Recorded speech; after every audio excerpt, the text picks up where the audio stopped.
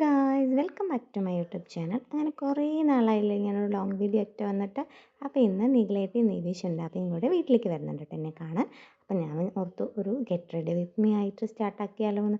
കുറച്ച് നാളായി ഒരു ലോങ് വീഡിയോ ഒക്കെ ആയിട്ട് ഞാനിപ്പോഴും ഷോർട്സൊക്കെ ഇടാറുള്ളൂ കേട്ടോ. അപ്പോൾ എന്തായാലും ഇന്ന് എന്തായാലും ഒരു ലോങ് വീഡിയോ ചെയ്യാമെന്ന് വെച്ചു. കാരണം ഇതൊക്കെ ഒരു മെമ്മറി ആണല്ലോ. അങ്ങനെ ഞാൻ കൺമഷിയൊക്കെ എഴുതി റെഡി ആവണം കേട്ടോ. വേറെ ഒന്നും ചെയ്യുന്നില്ല. കുളിച്ച പാടെ ഒന്ന് തൊഴുതു. എന്നിട്ട് കൺമഷിയൊക്കെ എഴുതി. കൺമഷി എഴുതാൻ എനിക്ക് ഭയങ്കര ഇഷ്ടമാണ് കേട്ടോ. പണ്ടൊന്നും എനിക്ക് കൺമഷി എഴുതാൻ ഇഷ്ടമേ അല്ലായിരുന്നു. അമ്മ പറയും ചെറുപ്പത്തിൽ പോലും എനിക്ക് ഇഷ്ടമല്ലായിരുന്നു. പക്ഷേ ഇപ്പം എനിക്ക് ഭയങ്കര ഇഷ്ടമാണ് കേട്ടോ. അങ്ങനെ സൺസ്ക്രീൻ ഇട്ട് വേറെ എവിടേക്കും പോകുന്നില്ലെങ്കിലും കൂടി നമ്മൾ ഇതൊക്കെ ഇട്ടിട്ട് ഇരിക്കണമല്ലോ. അങ്ങനെ പൊട്ടൊക്കെ വെച്ച് കൺമഷിയൊക്കെ എഴുതി ഞാനൊന്ന് ചെറുതായിട്ടൊന്ന് ഒരുങ്ങണം. ഇപ്പം ഞാൻ ലിപ് ബാമാണ് യൂസ് ചെയ്യുന്നത്. അധികം ലിപ്സ്റ്റിക് ഒന്നും യൂസ് ചെയ്യാറില്ല കേട്ടോ. വീട്ടിലിരിക്കുമ്പോൾ ലിപ്സ്റ്റിക്കിൻ്റെ ആവശ്യമില്ല. എന്നാൽ ലിപ് ബാം ബീട്രൂട്ടിൻ്റെ ആണ് കേട്ടോ. ഇതാകുമ്പോൾ കെമിക്കലൊന്നുമില്ല. കുറച്ച് നാളായി ഞാൻ ഇതന്നെ യൂസ് ആക്കിയിട്ട് കേട്ടോ. പിന്നെ ഐലൈനർ എഴുതി. കൺമഷി എഴുതിയാൽ എനിക്ക് മേൽ ഐലൈനർ എഴുതിയില്ലെങ്കിൽ ഒരു സമാധാനം ഉണ്ടാവില്ല കേട്ടോ. ഇതൊന്നും എന്നും ഞാൻ ഇങ്ങനെയൊന്നും ഒരുങ്ങിയൊന്നും ഇരിക്കില്ല കേട്ടോ. ചില ദിവസങ്ങളിൽ എനിക്കൊരു മൂഡ് ഉണ്ടാവണം. അങ്ങനെയാണെങ്കിൽ ഞാൻ ഒരുങ്ങിയിരിക്കട്ടോ. എന്നിട്ട് അമ്മയൊക്കെ പറയും എനിക്ക് എന്നൊന്നും ഒരുങ്ങിയിരുന്നൂടെ എന്നൊക്കെ ചോദിക്കാറുണ്ട് കേട്ടോ. എന്നാൽ കൂടി എനിക്ക് തോന്നണം ഞാനൊന്ന് ഒരുങ്ങിയാലോ എന്ന് തോന്നി. ചില സമയത്ത് നമ്മൾ ഭയങ്കര മൂഡ് ഓഫ് ഒക്കെ ആയിട്ടിരിക്കുന്ന ടൈമിൽ ഇങ്ങനെ എനിക്കൊന്ന് ഒരുങ്ങിക്കഴിഞ്ഞാൽ ഭയങ്കര ഒരു കോൺഫിഡൻസ് ആട്ടോ. ഞാൻ എനിക്ക് തന്നെ തോന്നും ഞാൻ ഭയങ്കര അടിപൊളിയായിരുന്നു. എന്നെപ്പോലെ അങ്ങനെ ആരെങ്കിലും ഉണ്ടെങ്കിൽ കമൻറ്റ് ചെയ്യണേ. അങ്ങനെ ഞാൻ കുളിയൊക്കെ കഴിഞ്ഞ് മുടി ഉണങ്ങാത്തതുകൊണ്ട് ജസ്റ്റ് ഒന്ന് നേരെടുത്തിട്ട് കുളിച്ച് പിന്നീടാന്ന് വെച്ചിട്ടിരിക്കുകയായിരുന്നു കേട്ടോ. ഇത് കഴിഞ്ഞിട്ട് വേണം എനിക്ക് പാസ്ത ഉണ്ടാക്കാൻ. നിധി എന്നെ കാണാൻ വരുന്നെങ്കിൽ കൂടി എന്തെങ്കിലും ആരെങ്കിലും വരുമ്പോൾ എനിക്ക് ഉണ്ടാക്കി കൊടുത്തിട്ട് ഒരു സമാധാനം ഉണ്ടാവില്ല കേട്ടോ. അപ്പം ഞാൻ അവളോട് പറഞ്ഞു ഞാൻ നിനക്ക് മറ്റേ എപ്പോഴും പാസ്ത ഉണ്ടാക്കി കൊടുക്കാറുണ്ട്. ഞാൻ അവൾക്ക് കൂടുതൽ ഉണ്ടാക്കുന്ന പാസ്തയാണ് എൻ്റെ ഇഷ്ടം. ഞാൻ ഉണ്ടാക്കുന്നതിൽ എനിക്ക് കഴിക്കാൻ ഇഷ്ടം പാസ്തയാണ് കേട്ടോ. അപ്പോൾ എപ്പോഴും മസാലയാണ്. അപ്പോൾ ഇന്ന് ഞാനൊരു വൈറ്റ് സോസ് പാസ്ത ഉണ്ടാക്കാമെന്നൊക്കെ വെച്ചിട്ട് പ്ലാൻ ചെയ്തിരിക്കുകയാണ് കേട്ടോ. അങ്ങനെ ഒന്ന് പുറത്ത് നോക്കിയപ്പോൾ മഴ വരുന്ന പോലെ ഉണ്ട്. അപ്പോൾ എനിക്കൊരു സംശയമായി കേട്ടോ. ഈശ്വര, ഇനിയിപ്പോൾ ഇവർ വരുന്ന സമയത്ത് എങ്ങാനും മഴ വരുമോ?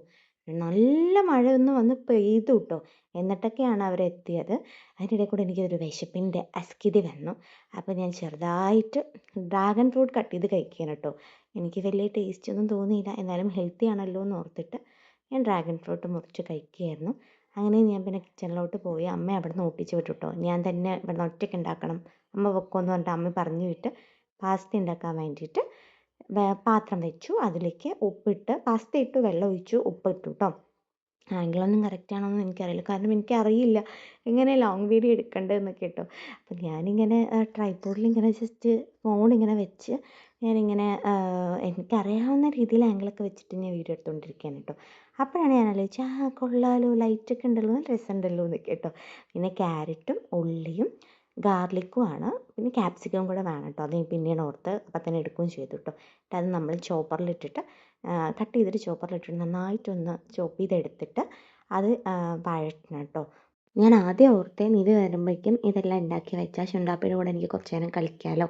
അവനെ കാണാൻ ഞാൻ കുറേ നേരമായിട്ട് വെയിറ്റ് ചെയ്യണം കേട്ടോ. കാരണം ഒരു 1 മന്തിൻ്റെ മേലെ ആയി ഞാൻ ശുണ്ടാപ്പിനെ കണ്ടിട്ട്. അപ്പോൾ എനിക്ക് എന്തായാലും ഭയങ്കരമായിട്ട് ഡെയിലി വീഡിയോ കോൾ ചെയ്യുമെങ്കിലും ഭയങ്കര മിസ്സിങ് ആയിരുന്നു കേട്ടോ. അപ്പോഴേക്കും പാസ്ത തിളച്ചു. അപ്പോൾ ആ ഒരു ടൈമിൽ ചെയ്ത് വെക്കാൻ നോക്കുമ്പോഴേക്കും അമ്മ വിളിച്ചു കേട്ടോ, നിധി എത്തിയെന്ന് പറഞ്ഞിട്ട്.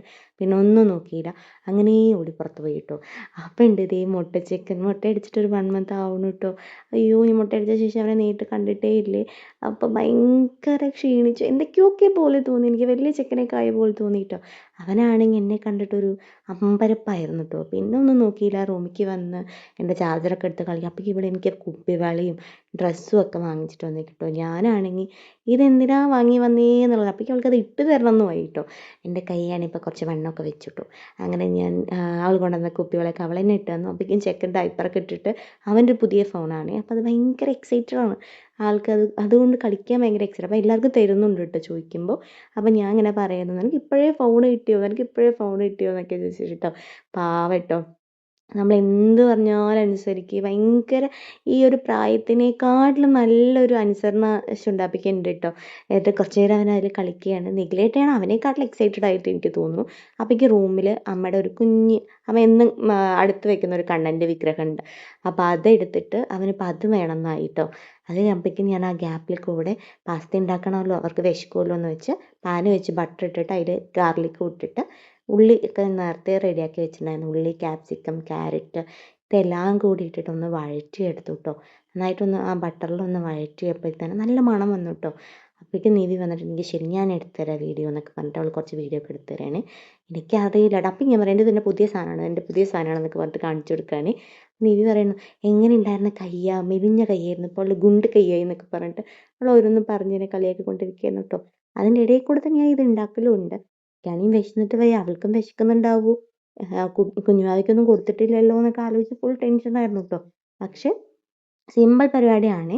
കുറച്ച് ഒന്ന് ഇതാക്കുമ്പോഴേക്കും വീഡിയോ ഒന്നും എടുക്കാൻ പറ്റില്ല. അപ്പോഴേക്കും എൻ്റെ വൈറ്റ് സോസ് പാസ്ത ഉണ്ടാക്കി കാരണം എനിക്ക് അവൻ്റെ കൂടെ ടൈം സ്പെൻഡ് ചെയ്യണം എന്ന് പറഞ്ഞിട്ട് പെട്ടെന്ന് എല്ലാം തീർത്തു കേട്ടോ.